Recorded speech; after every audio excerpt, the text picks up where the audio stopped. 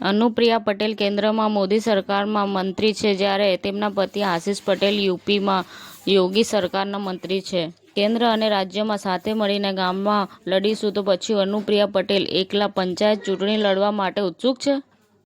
Delhi એનસીઆરમાં COVID-19 ના 3 નવા case મળી આવ્યા. દર્દીઓને આઇસોલેટ કરવામાં આવ્યા. ગૃહમંત્રી અમિત શાહે ઓપરેશન સિંદૂર અંગે એક મોટું નિવેદન આપ્યું. પાકિસ્તાનની ગોળીઓનો જવાબ ગોળાથી આપવામાં આવ્યો.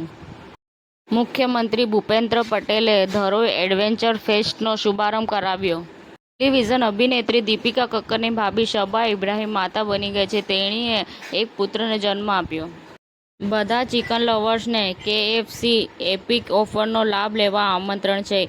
કેએફસીની ન્યૂ વેલ્યુ ઓફર સાથે એપિક ટેસ્ટ અને એપિક સેવિંગ્સ. પંજાબની ભગવંત માન સરકારે પોતાના જ ધારાસભ્ય સામે કાર્યવાહી કરી. ભ્રષ્ટાચારના કેસમાં ધરપકડ કરી. મુખ્યમંત્રી ભૂપેન્દ્ર પટેલ નીતિ આયોગની મહત્વની બેઠકમાં હાજરી આપશે. કાચબા ઉછેર કેન્દ્ર ઓખામઠી ખાતે વર્ષ 2012થી વર્ષ 2025 સુધીમાં અંદાજિત 80,000 જેટલા કાચબાઓનો ઉછેર કરી ફરી સમુદ્રમાં છોડાયા. ગુજરાત આર્ટ્સ એન્ડ સાયન્સ કોલેજના એનસીસી કેડેટ્સે સાબરમતી રિવરફ્રન્ટ ખાતે સ્વચ્છ ભારત અભિયાનમાં ભાગ લીધો. સમાચાર ટુડે ન્યૂઝ ચેનલની ટીમ અને જે સત્ય છે તે જ બતાવશે. આપ જોતા રહો સમાચાર ટુડે ન્યૂઝ ચેનલ.